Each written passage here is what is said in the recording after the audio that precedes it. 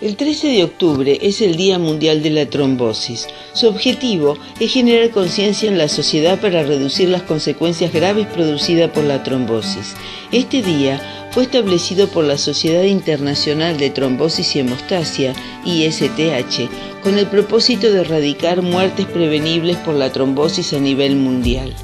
En la Argentina, es el Grupo Cooperativo Argentino de Hemostasia y Trombosis el responsable de organizar actividades del Día Mundial de la Trombosis, iniciativa que ha sido declarada de interés nacional por Presidencia de la Nación.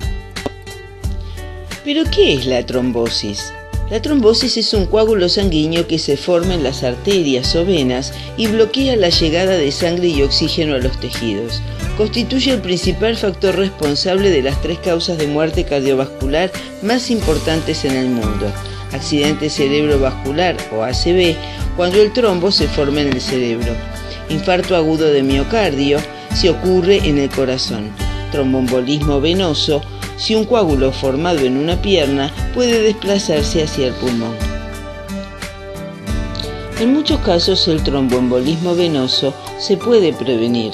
La formación de un coágulo en el interior de una vena, habitualmente en las piernas, se denomina trombosis venosa profunda o TVP. Es posible que el trombo se desprenda, se desplace a través de la vena y se aloje en el pulmón, provocando una enfermedad grave que puede ser mortal, denominada embolia pulmonar o tromboembolismo pulmonar. ¿Qué dimensión alcanzan estos trastornos? A nivel mundial, 1 de cada 4 personas muere por causas relacionadas con la trombosis. Solo en Europa y Estados Unidos estamos hablando de 10 millones de casos de tromboembolismo venoso, es decir, 1.600 muertes por día. El TEV causa más muertes en el mundo que el SIDA, cáncer de mama y de próstata y accidentes de tránsito en conjunto. Para comprender estos complejos trastornos, comenzaremos hablando de 3 procesos importantes en el organismo sano: la hemostasia, la coagulación y la fibrinólisis. Como todos sabemos, en la sangre existen los componentes formes, que son los glóbulos rojos o eritrocitos, los glóbulos blancos o leucocitos y las plaquetas o trombocitos. Además existe la parte líquida, que es el plasma, la cual contiene numerosas sustancias como son proteínas, vitaminas, minerales, hormonas, sales y sobre todo proteínas importantes que intervienen en la coagulación. Para que pueda llevarse a cabo la coagulación necesitamos de 2 vías, la vía extrínseca y la vía intrínseca. La vía extrínseca es aquella en la que, además de dañarse el tejido o la pared del endotelio o la pared de la arteria, se dañan también tejidos vecinos y se liberan ciertas sustancias llamadas factores de la coagulación. La vía intrínseca es una vía alterna en la cual se daña exclusivamente la pared del vaso sanguíneo. En este momento se liberan varios factores de la coagulación que van a activar esta vía y que van a favorecer que las plaquetas, al darse cuenta que se ha dañado la pared del vaso sanguíneo, empiecen a adherirse firmemente a ella para evitar la pérdida de sangre y la pérdida de glóbulos rojos. Al mismo tiempo que esto ocurre, varias células sanguíneas secretan otras sustancias que hacen que esas plaquetas se aprisionen cada vez más, formando una especie de tapón plaquetario, lo cual va a atraer a otros factores de la coagulación que van a convertir el fibrinógeno, proteína que se encuentra en forma inactiva en el plasma, en su forma activa llamada fibrina. Esta fibrina va a formar una especie de red muy fuerte que va a impedir que la sangre y los glóbulos rojos sigan extravasándose. Cada vez más se hace más firme y más fuerte este coágulo, pero pasadas unas 24 o 48 horas más o menos, ese coágulo tiene que disolverse, porque si no podría producir un trombo, podría ocurrir un trombo. Ese trombo o ese coágulo debe desbaratarse a través de sustancias de acción fibrinolítica, o sea, destrucción de la fibrina, para que posteriormente la pared del vaso quede perfectamente restaurada.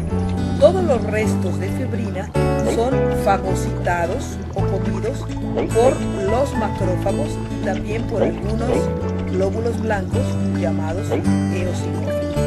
De esta manera ocurre la reparación de cualquier daño vascular, ya sea a una arteria o a una vena. Pero en algunas circunstancias la coagulación se activa sin existir una herida y puede desencadenar situaciones graves.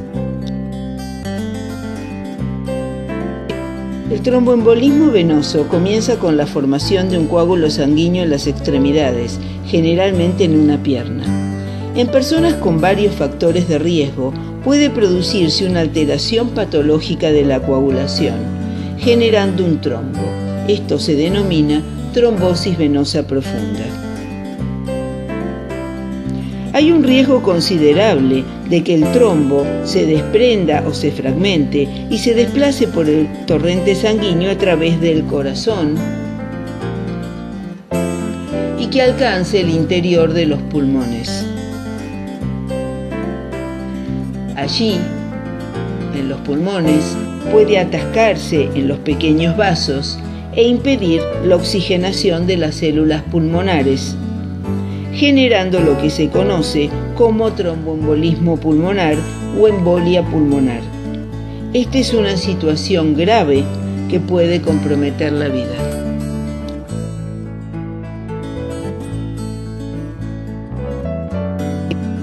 No todos los pacientes que padecen una trombosis venosa presentan síntomas, pero a menudo puede haber dolor que comienza en la pantorrilla, inflamación del pie, el tobillo y que se puede extender a toda la pierna, enrojecimiento evidente y calor en el área afectada.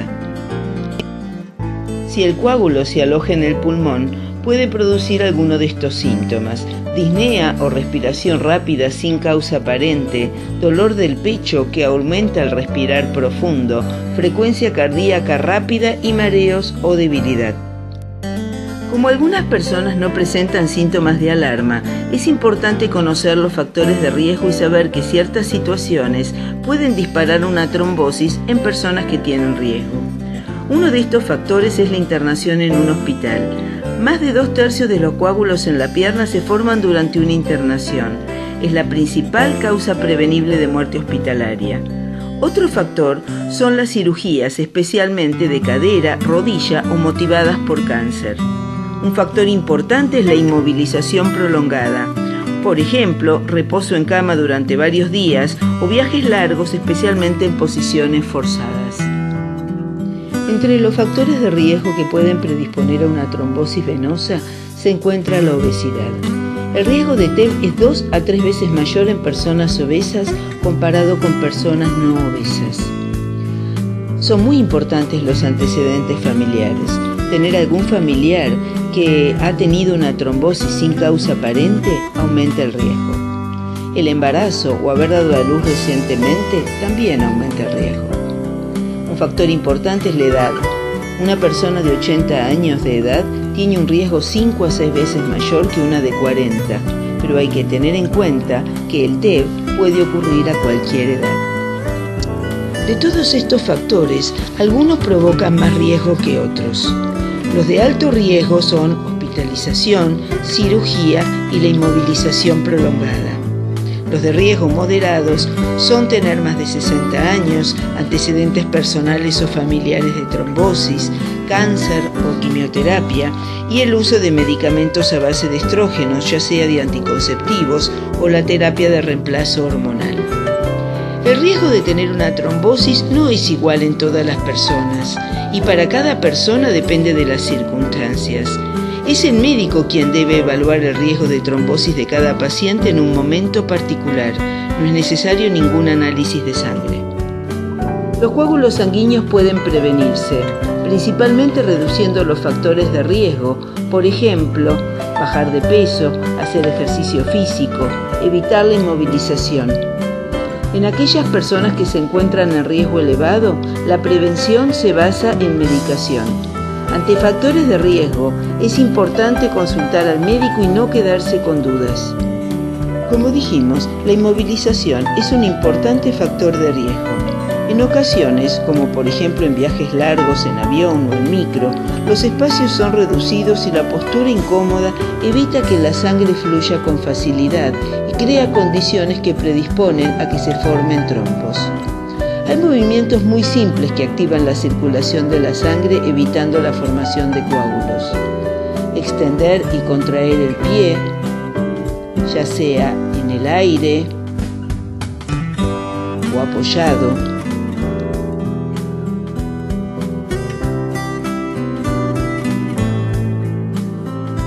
Subir la pierna o masajear las pantorrillas si el espacio lo permite.